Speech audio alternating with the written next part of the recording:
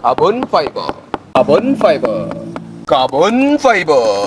Dah banyak pasang carbon fiber, tapi rim original janganlah bro. So hari ni kedai Wan Cina datang sebiji Toyota Supra warna biru. Ini adalah color original yang pertama Wan Cina pernah tengok dekat Malaysia. Perbetulkan jika salah, tetapi memang rare sangat warna ni atas kereta ni.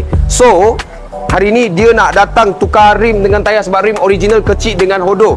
Dia nak tukar rim custom forge, ringan dengan juga tahan, kualiti dekat dengan race je pun. Okay, so dia dah bosan dengan TE37 G015 banyak-banyak design. So dia nak pakai juga rim Bostyner design atas kereta ni sebab nampak lagi garang, nampak lagi agresif. Selain itu, dia nak tukar tayar Michelin PS5. Kita boleh nampak sini Michelin PS5 lembut dengan juga grip, senyap, selesa, tetapi cepat haus sikit lah. So jom kita tengok hasil dengan juga proses pemasangan rim tayar ini atas kereta Supra ni macam mana guys.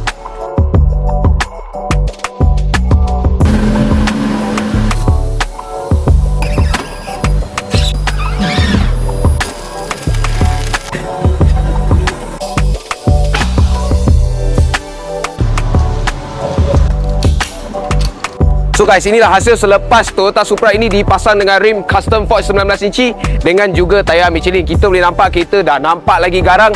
Barulah ngam dengan carbon fiber. Carbon fiber dah pasang, takkanlah pakai rim stock kan? Tak cantik. So kita boleh nampak pigment dia memang flush, sangat cun. Fender semua ngam. Itulah sebab kenapa orang nak custom forge, sebab semua spek dia boleh buat. Lepas tu nak buat design macam mana, nak buat muka kau dekat rim pun boleh juga. So itu saja untuk video kali. Kalau korang suka video kali, tolong like, share dan komen dekat bawah apa yang korang nak tengok seterusnya. Macam biasa, cara ni cari Wan Cina. Thank you guys.